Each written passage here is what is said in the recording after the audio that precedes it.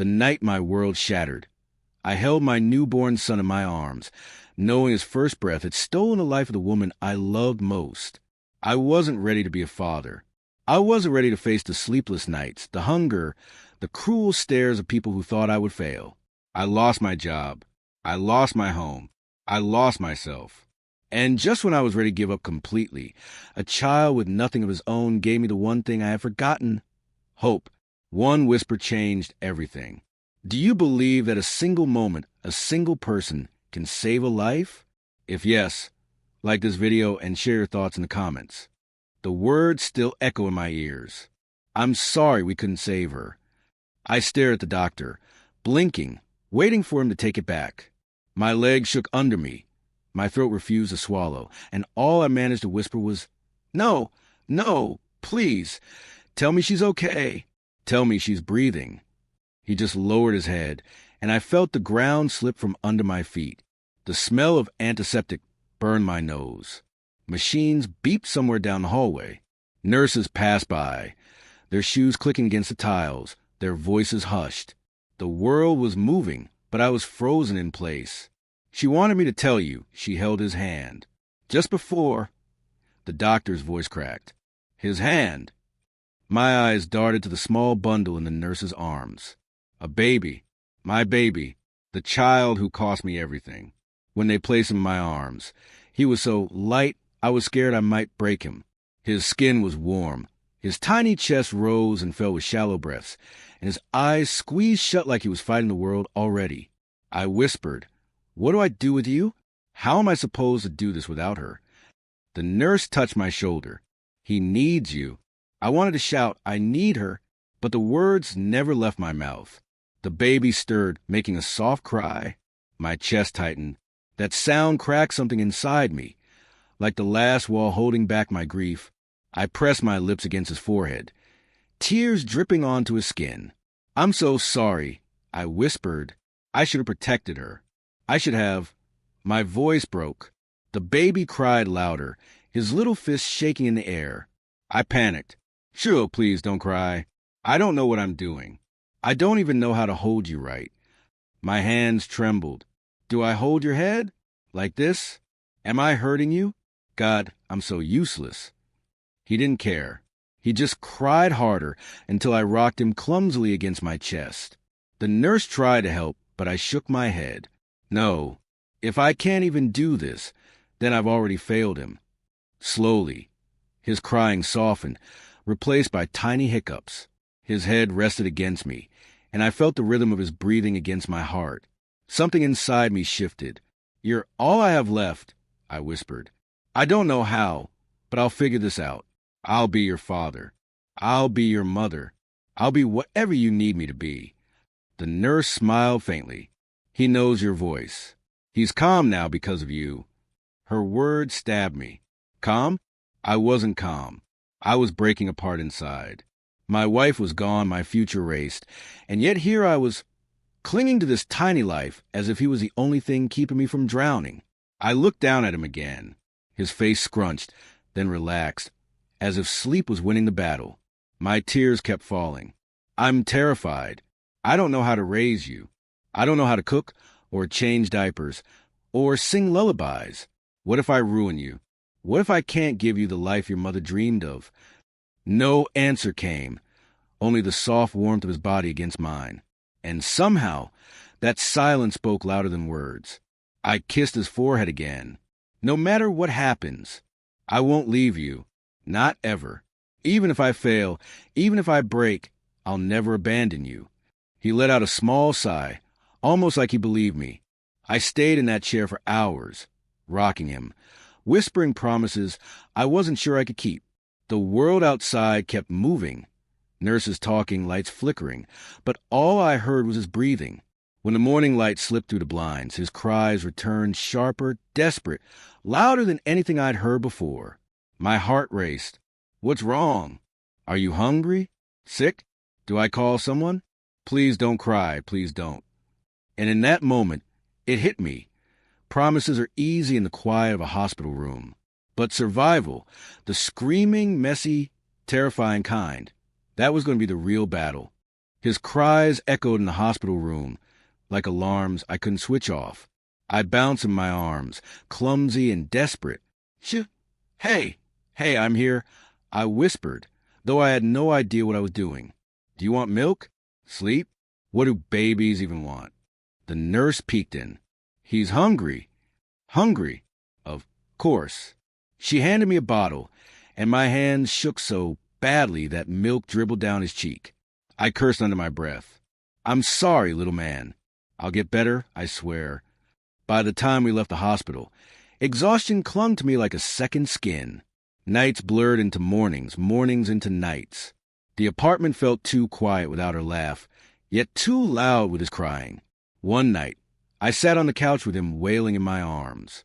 My eyes burned from sleeplessness. Please, just give me an hour. I need to close my eyes. You're killing me, buddy. He didn't stop. He never did. I called my sister, my voice raw. I can't do this. I don't know how to be both mom and dad. Her reply stung. You chose to keep him. If you can't handle it, adoption is still an option. Don't say that. I snapped. He's mine. He's all I have. But when I hung up, doubt gnawed at me. Was she right? Was I ruining him already? The next morning, I burned oatmeal while trying to rock him in one arm. Smoke filled the kitchen, the fire alarm screamed, and I shouted over the chaos. Okay. I give up. I'm the worst dad on earth. My son stared at me with those big, curious eyes. And then, like some cruel joke, he laughed. A bubbly, innocent laugh that punched through my frustration. I froze. You're laughing at me? You think this is funny? I couldn't help it. I laughed too. For the first time since she died, laughter filled the room again. I held him close. All right, maybe I'm not completely hopeless. Still, the world outside didn't care that I was learning to breathe again. At the grocery store, I caught mothers whispering, their eyes on me fumbling with the stroller. One even said under her breath, "Poor kid, no mother." I bit my tongue and walked away, but inside, shame burned like fire. At work, my boss frowned. You're late again. I didn't sleep last night. I muttered, your personal life isn't my problem. One more mistake, and you're done. I clenched my jaw. He didn't understand that keeping a tiny human alive was a full-time job. That night, as I rocked my son to sleep, I whispered, it's just you and me. Nobody believes in me, but I'll prove them wrong. I'll prove to you that I can be enough. He reached out, his tiny hand wrapping around my finger, and something inside me steadied. His grip was small, but it anchored me to life itself. I sat there in the dark, listening to his soft breaths, feeling his warmth against my chest. Maybe I can't do everything. Maybe I'll mess up 1,000 times. But I'll never stop trying. I kiss his forehead. You're teaching me how to live again, aren't you? Every mistake, every sleepless night. It's worth it. You're worth it. But as I laid him down and glanced at the pile of unpaid bills on the table, my stomach twisted. Love wasn't enough. He couldn't live on promises and lullabies. I whispered into the quiet room. How do I keep the lights on? How do I keep food in your belly? The answers didn't come. Only the weight of tomorrow pressing down on me. The bills kept piling up, and no matter how many times I shuffled them around, the numbers didn't change. My paycheck was shrinking, my patience thinner than paper. At the park, I pushed the stroller, trying to let my son feel sunlight at least. He giggled at the swings, reaching out, but I couldn't shake the whispers behind me. Is that him? Raising the baby alone. Poor thing. No mother's touch. I wanted to turn and scream. He has love. He has me. But instead, I kept walking head down, heat rising in my chest. Back at work, it was no better. My boss called me into his office. You've been late 3 times this week. I'm doing my best, my son. He cut me off. Your kid isn't my concern. Focus or find another job. I swallowed my anger, nodding, but inside I thought, he doesn't get it. Nobody gets it. This baby is my whole world, and the world doesn't care. That night, I held my son close as rain battered the windows. The lights flickered once, twice, before going out completely. I wrapped him in a blanket, whispering, I'm sorry. I'm failing you, aren't I? He blinked at me, wide-eyed and innocent. And then out of nowhere, he laughed. I broke. Why are you laughing? Huh? Daddy's falling apart. Tears slid down my cheeks. But you don't care about bills or whispers. You just want me. I pressed my forehead against his. You're the only reason I'm still breathing. Without you, I'd have nothing left. The storm roared outside, but inside that dark room, his laughter became the only light I needed. For a moment, I believed we could survive anything. But the next morning when I walked into work, my boss handed me an envelope. Clean out your desk. We're letting you go. My throat closed up. Please, I need this job. I have a baby. His face stayed cold. I'm sorry. It's done. I walked out holding a cardboard box of my things, rain soaking my shoulders. My son's photo peeked out from the top. My chest ached, and all I could think was, how do I feed him now? How do I keep him safe? Rain poured harder as I stood outside the office with that stupid cardboard box in my arms. My son's picture slipped from pile, landing face up on the wet sidewalk. His tiny smile looked back at me, and I felt like I was drowning. I picked it up, brushing the drops off with shaky hands. Don't worry, buddy. I whispered. Daddy won't let you down. But inside, my thoughts screamed. How do I pay rent now? How do I buy formula? By the end of the month, eviction came like a punch to the chest. The landlord's voice was sharp. You're 2 weeks overdue. Please, just give me time. No time. You're out tomorrow. I wanted to fight him, but all I had left was begging. It didn't matter. The next morning, I carried my baby and a single duffel bag out into the streets. The city looked different when you had nowhere to go. Benches weren't for resting anymore. They were for surviving. I wrapped my son in 2 blankets, rocking him while people walked by like we were invisible.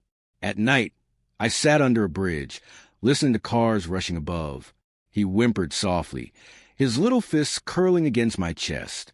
I know, baby. I know you're hungry. My voice cracked. I'll figure it out. I promise. A man passed by, tossing me a look before muttering, another deadbeat dad. I wanted to shout, I'm not deadbeat. I'm trying. But no one cared about excuses. Days blurred. I found a shelter once, but they were full. The woman at the desk said kindly, try again tomorrow. Tomorrow? I begged. He needs milk today. She lowered her eyes. I'm sorry. I walked out, rage burning in my chest. Tomorrow wasn't good enough. My son's stomach growled now. That night, I sat on the curb outside a clothes store. My son stirred in my arms. Daddy's right here. I whispered, I won't let the world take you. You're all I've got. And then something happened. A small figure tugged at my sleeve. I looked down and saw a boy, maybe 7, clothes ragged, face smudged with dirt. He looked at my baby, then at me, and without a word, he hugged me, tight. I froze. His voice was barely a whisper. Don't give up, sir. He needs you. My throat closed up. I wanted to ask who he was, where he came from, but by the time I blinked, he had slipped back into the shadows of the street. I held my son tighter, trembling. Did you hear that? I whispered to him. Even the world's lost kids believe in us. For the first time in days, I didn't feel completely alone. The night was still cold, the hunger still sharp, but inside my chest, a small flame burned. A promise to that boy, to my son, to myself. I will not give up, because even if the world turned its back, I still had 2 arms, and they were enough to hold him. Morning came with a bitter wind. My son whimpered against my chest, his lips dry. I rocked him, whispering, hold on, buddy, just a little longer. I hadn't eaten in 2 days, saving what little I could find for him. My legs trembled as I walked aimlessly, hoping for a miracle I didn't believe in. Outside a small diner, the smell of frying eggs and fresh bread hit me like a cruel joke. My stomach growled loud enough for a passerby to glance. I looked through the window. Families laughing over breakfast, and my chest tightened. That used to be us. A dream I'll never have again. Sir, a gentle voice broke through. I turned. A woman stood by the door, maybe mid-30s, holding a grocery bag. Her eyes flicked to the baby in my arms. Is he okay? I swallowed hard. He's hungry. We both are. My voice cracked. I lost my job, then my home. For a second, I thought she'd walk away like everyone else. Instead, she stepped closer. Come inside. Let me buy you breakfast. My pride screamed, say no, but my son's soft cries silenced it. I nodded, whispering, thank you. Inside, the warmth wrapped around us like a blanket. She ordered quickly, pancakes, eggs, and a bottle of milk. I stared at the table, ashamed of my shaking hands. She spoke softly. What's his name? Ethan, I said, brushing his cheek. He's all I have left. Her eyes softened. You're doing your best. Don't be so hard on yourself. I laughed bitterly. My best? My best left us on the streets. She leaned forward. But he's alive. He's safe in your arms. That means your best is working. The food came, and I fed Ethan first. His tiny hands clutched the bottle, his eyes fluttering shut in relief. Tears stung my eyes. See, buddy, Daddy told you we'd find something. The woman smiled, then looked serious. Do you have anywhere to go tonight? I shook my head. I'll figure it out. Her voice firmed. No child should sleep outside. There's a community center a few blocks away. I volunteer there. Come, they'll help. I wanted to believe her, but part of me whispered, what if it's just another closed door? Still, I nodded. Okay, we'll try. When we left the diner, she pressed a few bills into my hand. Please, for diapers or whatever he needs. I can't. You can, she interrupted. Take it. Fathers like you, they're rare. I clenched the money, my throat thick. I don't even know your name. Grace, she said with a smile. I whispered back, thank you, Grace. Walking away, my son nestled against me. I felt something shift. For days, the world had only shown me its cruelty. But in one morning, a stranger reminded me there was still kindness. And for the first time in a long time, I dared to hope. Grace was right. The community center wasn't another locked door. When I walked in, holding Ethan close, a volunteer greeted me with a smile that didn't feel forced. Welcome, she said. Come sit. You both look tired. I lowered myself onto a chair, Ethan asleep against my chest.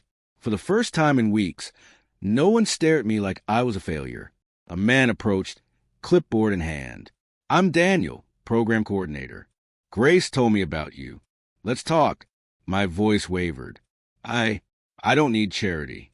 Just somewhere safe for him. Daniel nodded calmly. This isn't charity. It's community. We help parents like you get back on their feet. The words hit me harder than I expected. Back on my feet? Could I even do that anymore? They offered food, diapers, and even a crib in a small shared room. I laid Ethan down gently, watching him stretch in his sleep.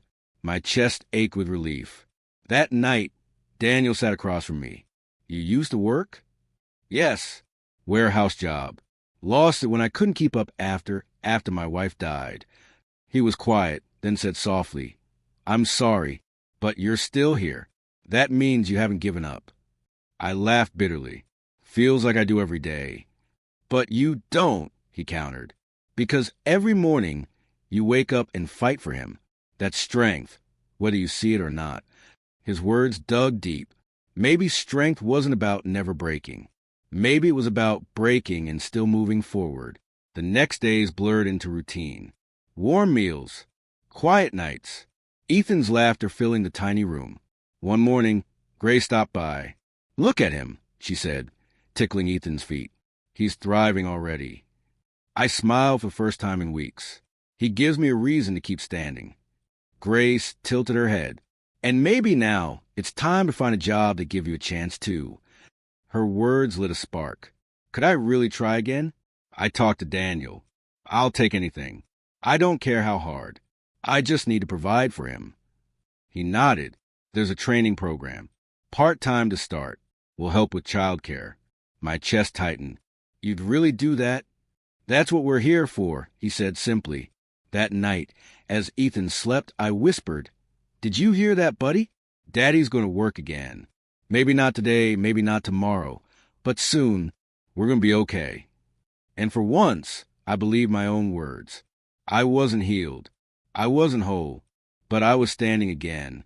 And maybe, just maybe, that was enough to start. Life at the center gave me stability I hadn't felt since before Ethan was born. Meals at set times. A crib where he slept soundly. Training classes that reminded me I still had value beyond being the struggling dad. But the past has a way of clawing back when you least expect it. One night, while Ethan slept beside me, I stared at the ceiling. The smell of antiseptic came rushing back. The hospital, the doctor's face, the silence after he said she was gone. I whispered into the dark, "I'm sorry, Anna. I wasn't enough to save you." My chest tightened until I could barely breathe. For days, the guilt haunted me. I smiled for Ethan in the mornings, but inside, I felt like a fraud. Grace noticed. She always noticed. "You're quieter lately," she said as we folded donated clothes together. "I'm fine," I muttered. "You're not." Her eyes softened. "Talk to me." I shook my head.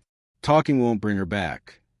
That night, Daniel caught me pacing outside. Rough evening. I laughed bitterly. Every evening. Do you know what it's like to hold your newborn and lose your wife in the same breath? He didn't answer. He just let me talk. I promised I'd never let Ethan down. But what if he grows up and sees me for what I really am? Weak. Broken. A man who couldn't even save his own family. Daniel finally spoke. "You didn't fail her. Life did. And your son doesn't see weakness when he looks at you. He sees the only person who never let go." His words pierced me, but the guilt still clung. That night, Ethan woke crying. I picked him up, rocking him gently. "Sure, buddy, Daddy's here. Always here." He buried his face in my chest, his tiny fists gripping my shirt. And in that moment, I realized he wasn't holding me because I was perfect. He was holding me because I was there. Tears blurred my vision. "You don't need me to be a hero, do you? You just need me to stay." The weight of guilt didn't vanish, but something shifted. It no longer chained me. It walked beside me. The next morning, I told Grace, "You were right. I needed to talk. Maybe I'll always feel like I failed her, but I don't want that to stop me from being the father he deserves." She smiled. "That's not weakness. That's love." For the first time, I believed her. The morning after I finally admitted my guilt, something felt different. The sun through the window didn't look as heavy. Ethan woke with a laugh instead of cry, reaching for me with his tiny hands. "Good morning, champ," I whispered, lifting him up, ready to see Daddy try again. At the center, Daniel pulled me aside. "You've been showing up, working hard. I think you're ready for something more permanent." My heart skipped. "A real job." He nodded. "It's warehouse work, long hours, tough labor, but steady pay, benefits. Enough to build stability for you and Ethan." I exhaled shakily. This is it. The second chance I thought I'd never get. "When do I start?" "Tomorrow." That night, I sat with Ethan in the quiet room. "Did you hear that, buddy? Daddy's working again. We're not going back to the streets. Not ever." He gurgled, gripping my finger, and I smiled through the tears. The first day was brutal. My body wasn't used to the lifting, the endless boxes. Sweat stung my eyes. At one point, I nearly dropped a load and someone laughed. "Careful, old man." I forced a grin, muttering under my breath, "Do it for him. Every box, every drop of sweat. It's for him." When I came back that night, my arms aching, Grace was waiting at the center. "Tough first day," she asked. "Worst pain I felt in a while." I admitted. Then I looked at Ethan in her arms, smiling up at me, and added, "But worth every second." Weeks turned into months. Slowly, the cracks in my life began to fill. I saved enough to rent a small apartment. Just one bedroom, peeling wallpaper, but ours. The first night there, I laid Ethan in his crib and whispered, "Welcome home, son." I sat on the floor, staring at him until sleep took me. For the first time in forever, I didn't dream of loss. I dreamed of tomorrow. Still, redemption wasn't just about working and paying bills. It was about forgiving myself. One evening, I visited Anna's grave for the first time since the funeral. Ethan was in my arms, kicking softly as I knelt. "I should have come sooner," I whispered. "I thought if I stayed away, the pain would fade. But it didn't. It only grew." The wind stirred, almost like she was listening. I placed Ethan on my knee, his little hand brushing the stone. "Anna, I couldn't save you, and I'll never stop wishing I had. But I swear to you, our son will never doubt how loved he is. You live in him and through him in me."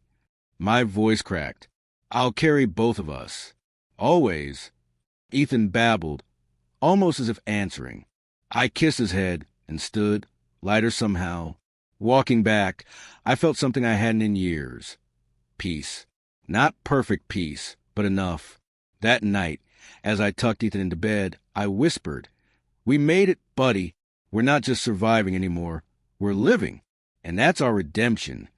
For the first time, I didn't feel broken. I felt whole. Because I wasn't just a man who lost everything. I was a father who refused to let go.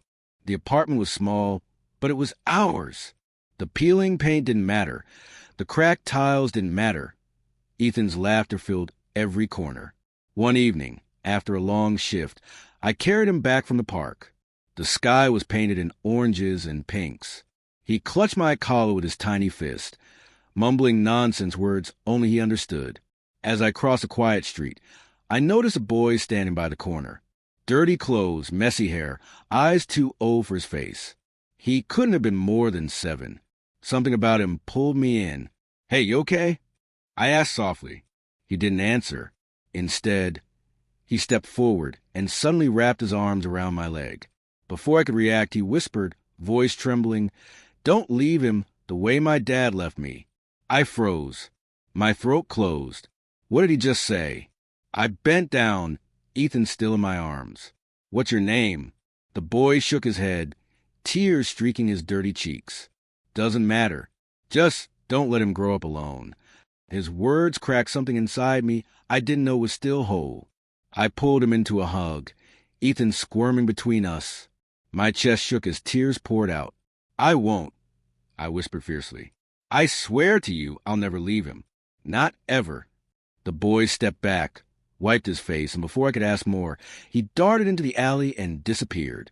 I stood there, trembling, Ethan blinking up at me.